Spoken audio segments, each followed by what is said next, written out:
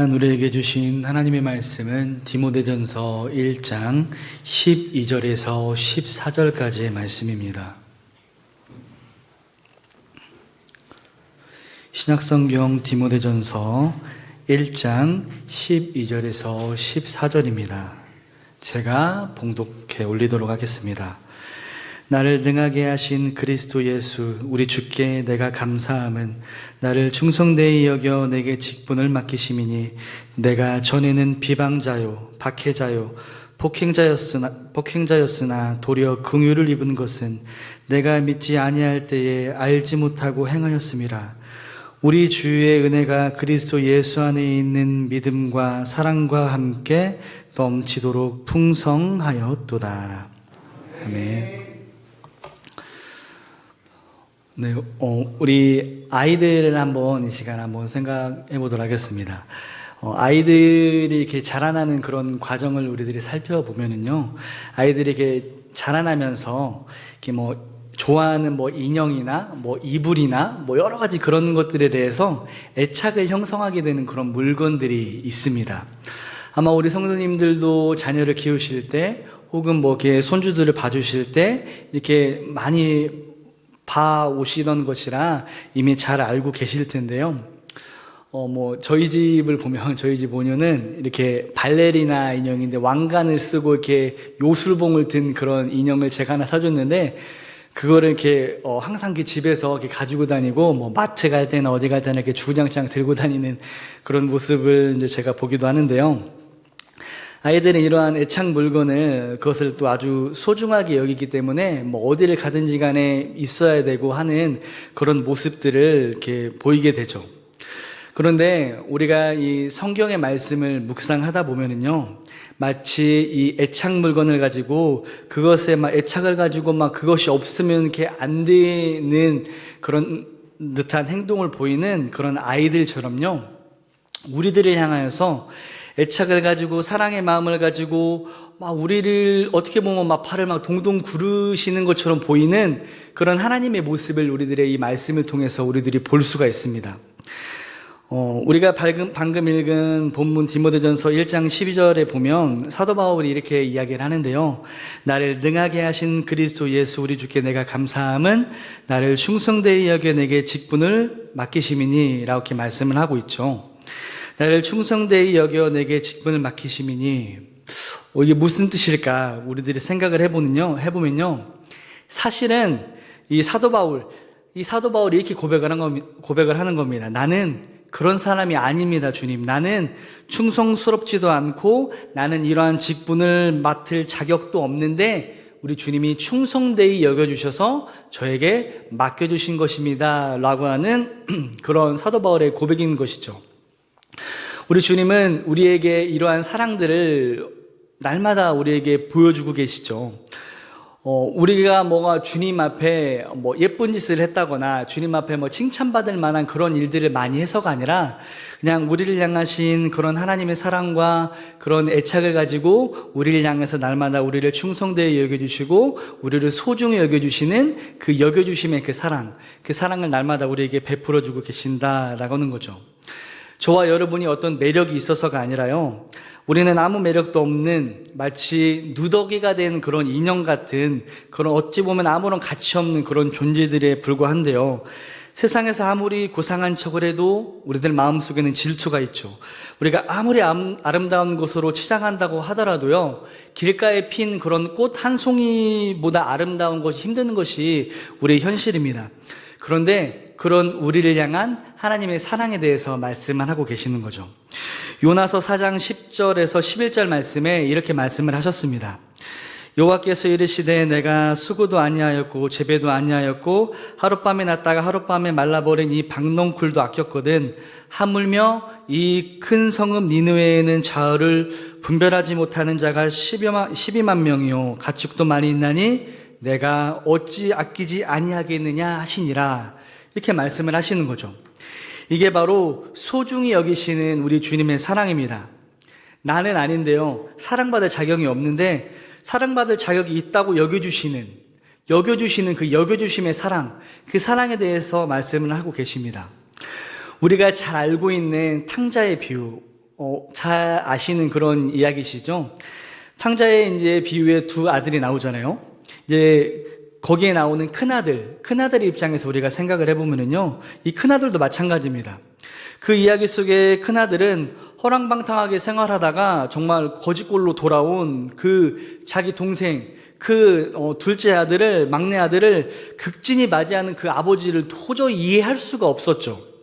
아니, 어떻게 저렇게 말도 안 되는 꼴로 돌아온, 저런 놈을 위해서 살찐 송아지를 잡아서 잔치를 벌일 수가 있냐라고 하면서 용납을 못하는 그런 그 모습을 보이고 있습니다. 솔직히 우리 인간적인 입장으로 생각을 해보면은요, 큰아들의 마음이 10분 이해가 가기도 합니다. 실제로 그 둘째 아들은 폐륜 하나 다름없었기 때문입니다. 그 당시로 말하자면 멀쩡히 살아계시는 그 아버지를 죽은 자 취급하면서 아버지 앞에 재산을 달라고 했던, 유산을 달라고 했던, 어떻게 보면 인간 말종 같은 그런 사람이었는데요. 그런데 그 아버지의 시각이 이 이성적인 이 생각이 발달한, 그래서 논리정연하게 생각했던 이 이 큰아들이 갖고 있던 시각과는 완전히 다른 모습을 보입니다. 아버지의 시각은 다르다라고 하는 거죠. 그저 뭐 이런 거 다 제쳐놓고 나의 사랑하는 아들이 돌아왔다라고 하는 그 이유 하나 때문에 소중히 여겨주시는 그 아버지의 그 사랑 하나로 품어주시는 그 아버지의 사랑을 우리들이 보게 되는 거죠. 그런데 이 둘째 아들도 인간인지라서 염치가 없으니까요, 이제는 내가 아버지의 아들이라 칭할 그럴 자격조차 내가 없습니다 라고 말을 하는데요, 그럴 때에 조용히 와서 이렇게 직접적으로 말하지는 않지만 이렇게 아들을 품어주면서 여전히 너는 내 아들이야 라고 이렇게 품에 안아주는 그런 아버지의 사랑, 이게 바로 하나님의 사랑이다 라고 하는 거죠. 우리의 신앙은요, 이 하나님의 소중히 여겨주시는, 우리를 소중하게 여겨주시는 이 주님의 사랑을 인식하고 그것에 감격하면서 사는 것, 이것이 우리의 신앙의 모습이라고 생각을 합니다. 오늘 이 본문을 기록한 이 사도 바울이나 또 오늘 이 자리에 참석한 우리 모두가 다 하나님으로부터 얻게 된 그 여겨주시는, 소중하게 여겨주시는 그 사랑을 우리가 입었는데요, 우리가 또 이렇게 두 가지로 이렇게 나눠서 살펴보면은요, 첫 번째 여겨주심은 뭐냐 하면은요, 우리의 존재에 대해서 우리는 그런 존재가 아님에도, 사랑받을 수 있는 존재가 아님에도 불구하고 우리를 소중한 존재로 여겨주신다라고는 그런 사실입니다. 이사야 43장 1절에 야곱아 너를 창조하신 여호와께서 지금 말씀하시느니라. 이스라엘아 너를 지으신 이가 말씀하시느니라. 너는 두려워하지 말라. 내가 너를 구속하였고 내가 너를 지명하여 불렀나니 너는 내 것이라 라고 말씀을 하시죠.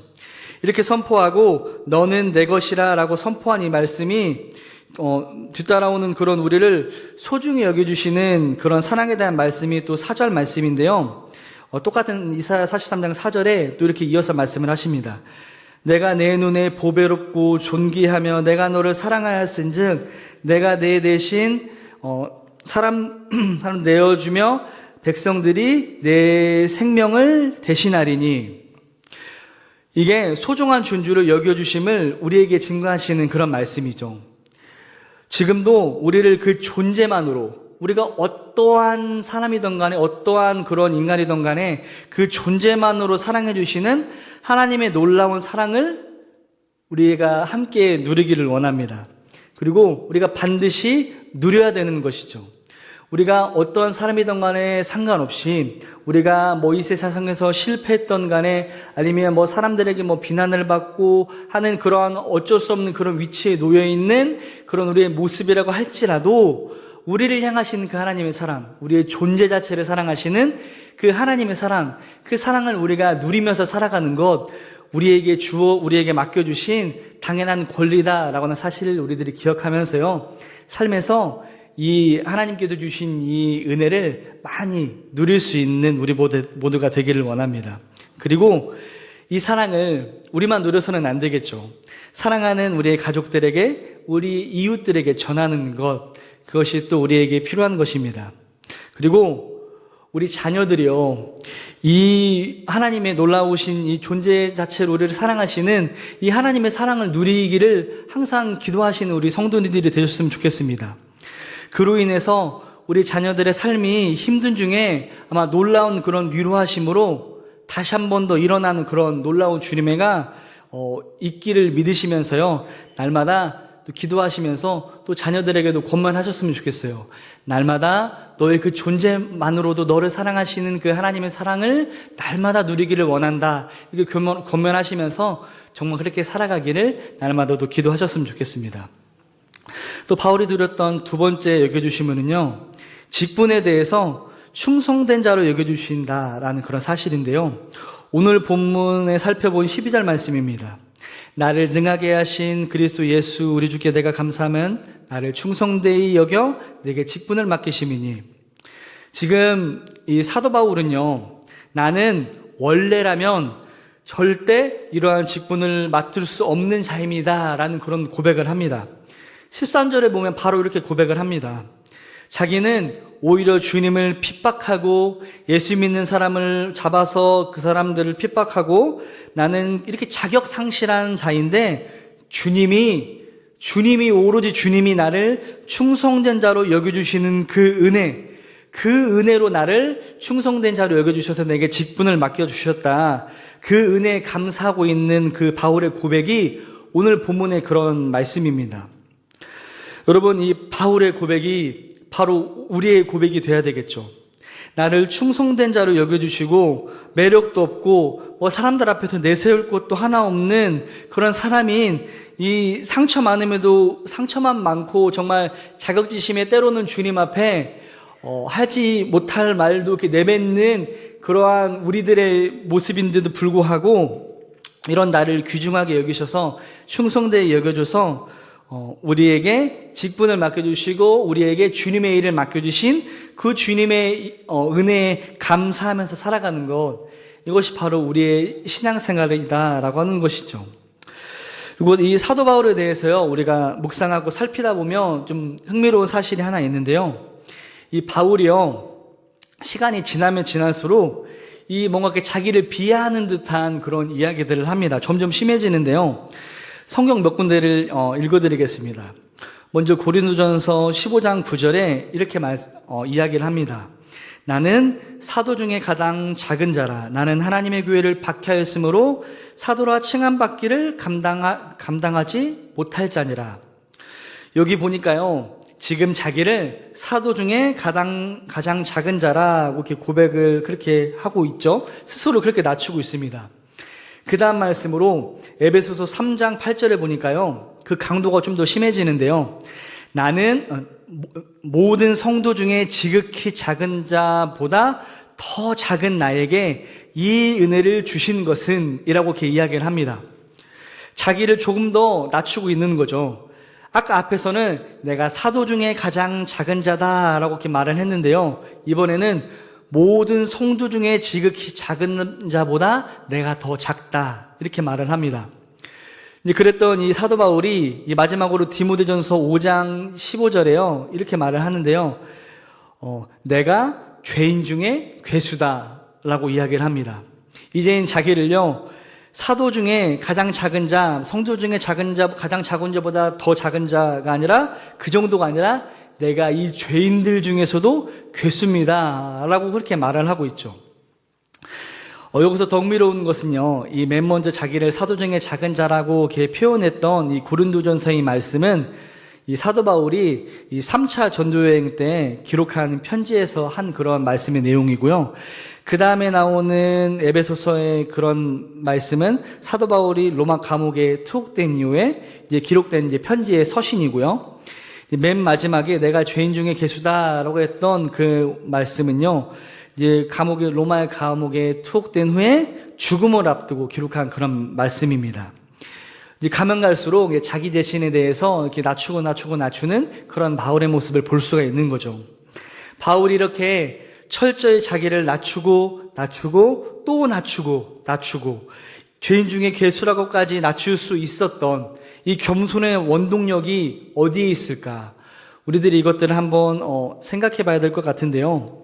그 원동력은요, 이 바울이 누렸던 이 두 종류의 소중히 여겨주시는 그 사랑, 어떠한 상황에서도 소중히 여겨주시는, 존재를 귀하게 여겨주시는 그 하나님의 여겨주시는 그 사랑, 그리고 어떠한 상황에서도 자기를 충성된 자로 여겨주시는 그 사랑이 이 위대한 그 사도 바울, 이 사도 바울을 만들었다라고 하는 거죠. 사랑하는 여러분, 우리는요, 세상의 그 어떠한 존재들보다 소중합니다. 세상은요, 여러 가지 그런 기준을 만들어 놓고 우리를 소중하지 않다고 이렇게 이야기를 하죠. 너 스스로 존재 가치를 증명하지 못하면 너는 살아갈 그런 가치가 없어, 이렇게 말하는 게 세상입니다. 그리고 자녀들이 또 더 나아가서 이제 손주분들 살아가시는 그 세상이 더 그런 세상이잖아요. 존재의 가치를 뭔가 증명하고 나에 대해서 뭔가 나는 이렇게 가치가 있는 사람입니다. 난 이런 것도 할 수 있는 사람입니다. 라는 것들을 증명하지 못하면은요, 당장에 정말 이렇게 어디에 들어가야 될까? 난 어디에 취업해야 될까? 앞으로는 어떻게 먹고 살아야 될까? 이런 것들을 걱정하고 살아야 되는 그 세상 가운데 살아가고 있는 그 안타까운 모습을 우리들이 발견하게 되는데요. 세상은 그렇게 말하지만요, 우리 주님은 그러한 세상 속에서 날마다 우리에게 그렇게 말씀을 하세요. 너의 존재 자체만으로 나는 너를 가장 소중하게 여긴다. 너는 소중하게 여김받을 수 있는, 아주 사랑받을 수 있는 그런 소중한 존재야. 우리에게 날마다 그렇게 말씀을 하시는 거죠. 나에게 그렇게 말씀하시는 주님이, 우리의 가족들에게도 그렇게 말씀하시는 그 주님이 지금도 우리에게 계속해서 주님의 그 음성을 우리에게 들려주고 계시는 거죠. 나는 너를 가장 많이 사랑한단다 라고 우리에게 날마다 말씀해주고 계세요. 단지 우리가 삶에 지쳐서 때론 우리의 영적인 귀가 막혀 있어서 우리가 듣지 못하는 것 뿐이죠. 우리 성도님들, 정말 우리 성도님들이 사랑하시는 우리 자녀분들, 그분들이 살아가는, 또 자녀들이, 그리고 손주분들이 살아가는 그 삶이 또 얼마나 고단할까요? 얼마나 고단하겠습니까? 차마 아버지 어머니께도 말씀드리지 못하는 그런 고민들을 아마 안고 살아갈지도 모르겠습니다. 그만큼 이 세상 살아가는 게 정말 만만치가 않은데요. 그때 이 사랑한다라고 하는 그 주님의 음성을 들을 수 있는 이것이 얼마나 소중한 것인지 우리 자녀들에게 깨닫게 해야 된다라고 하는 거죠. 자녀들의 이런 것들을 들을 수 있는 자녀들의 삶이 될 수 있도록 우리가 날마다 기도해야 된다라고 하는 것이죠. 왜냐하면 세상이 변하지 않기 때문에, 세상은 조금 더 가면 갈수록 더 악해질 수밖에 없는 그런 세상이기 때문에 우리에게 중요한 것, 이런 하나님의 음성을 듣는 것, 힘든 가운데에서도, 우리가 지치는 가운데에서도 힘을 낼 수 없는 그런 상황 가운데 우리가 놓여 있는 것 같은 그런 상황 가운데에서도 힘을 얻고 온전히 우리가 살아갈 수 있는 힘을 주시는 것, 우리 주님뿐이다라고 하는 사실을 알게 하는 것, 또 그걸 위해서 주님의 이 음성을 듣게 하기 위해서 우리가 다 날마다 또 기도해야 되고요. 또 권면해야 되겠죠. 주님께서 너를 정말 사랑하셔. 너는 주님이 가장 사랑하시는 존재야. 너는 정말 소중한 존재야. 라는 것들을 날마다 말씀해 주셨으면 좋겠어요. 이렇게 표현하려고 하면 부모 자식 간에도 좀 나쁘끄럽기도 하고 표현 잘 못하겠고 그런 모습들이 아마 있으실지도 모르겠지만 그럼에도 불구하고 해주셨으면 좋겠어요. 너는 가장 소중한 존재야. 너는 사랑받는 그런 존재야. 하나님이 너를 가장 많이 사랑하셔. 너는 소중한 존재야. 라고 이렇게 날마다 이야기해 주실 수 있는, 또 그것을 위해서 기도할 수 있는 우리 성도님들이 되었으면 좋겠습니다. 그리고 더 중요한, 더 우리가 선행해야 될 거, 우리 스스로에게 그렇게 말해야 되는 거죠. 우리 자녀들에게만 아니면 이웃들에게만 그렇게 말하기 전에 먼저 우리 스스로에게 나는 하나님의 사랑받는 그런 존재야. 나는 소중한 존재야. 나는 그 무엇과도 바꿀 수 없는 존재야. 라고 스스로에게 이렇게 다짐하며 말할 수 있는 그런 우리의 모습이 돼야 되겠죠. 그러면 그런 우리의 모습을 통해서 하나님께서 일하시면 정말로 우리가 하나님께서 우리에게 맡겨주신 그런 일들을 정말 잘 감당할 수 있는 그런 우리들이 될 수 있을 거예요. 이 사도 바울이 처음부터, 물론 사도 바울이 지식도 많고 배운 게 많은 사람이기는 했지만 지식이나 배운 게 많다고 해서 주님의 이 복음을 잘 전할 수 있는 것은 아니잖아요. 근데 사도 바울이 이렇게 될 수 있었던 이유, 오직 자기를 귀하게 여겨주시는 그 하나님의 사랑을 깨닫고 주님의 사랑을 깨닫고 그 사랑을 믿고 온전히 나아가는 그런 그의 삶이 신앙생활을 살아갈 수 있는 그런 믿음이 있었기 때문에 이런 위대한 사도 바울의 삶이 있었다고 생각을 합니다. 그렇기 때문에 나는 사도 바울처럼 성경에 나오는 아브라함처럼 요셉처럼 그런 삶은 못 살겠어 라고 그렇게 그냥 거기서 끝나시는 것이 아니라 나도 그렇게 할 수 있다. 나도 주님 가운데에서 살아가며 나도 사도 바울과 같은, 나도 요셉과 같은, 나도 아브라함과 같은 하나님께 그렇게 사용받을 수 있는 그런 사람이 될 수 있다. 그렇게 믿고 살아갈 수 있는 우리 모두가 되기를 원합니다. 그리고 나이를 떠나서요. 저는 나이가 많이 들어서요. 그리고 저는 나이가 어려서요. 전 잘 몰라서요. 배운 게 없어서요. 그런 걸 다 떠나서 주님 안에서는 그런 것들이 필요한 게 아니라 온전히 우리 주님을 의지하는 그 믿음이 필요하기 때문에 그 믿음만 있으면 그 모든 것들을 이뤄낼 수 있다. 믿는 자에게 능히 하지 못할 일이 없다라고 말씀하신 그 주님의 믿음을, 우리에게 말씀하신 그 믿음을 항상 가지고 살아가는 그런 우리 모두가 되기를 원합니다. 세상 사람들은요, 이러한 우리의 믿음을 보고요, 단순한 자기 최면이라고 말할지도 모르겠죠. 저렇게 예수 믿는 거, 아니 종교 갖는 거, 그냥 위안 얻으려고, 그냥 자기 최면 걸어서, 그냥 자기 좋으려고 저렇게 하는 거야, 라고 그렇게 이야기할지도 모르겠습니다. 하지만요, 그것이 아니다라고 하는 거, 여기 있는 저와 여러분이 증인이잖아요. 우리가 살아보면, 그렇게 살아보고, 누려보면, 그것이 진리인 줄을 알게 되는데, 그들이 알지 못하고 누려보지 못하기 때문에 그러한 이야기를 하는 것이죠. 그들이 그러한 이야기를 할 때 그냥 권면하면서 네가 못 누려봐서 그래. 주님 안에서 이렇게 자유를 누리고 은혜를 누리는 게 얼마나 귀중한 일인데 하나님은 너를 사랑하셔. 하나님은 너를 소중하게 여기셔. 이렇게 또 이렇게 믿음으로 전할 수 있는 그런 우리들의 모습이 돼야 되겠죠.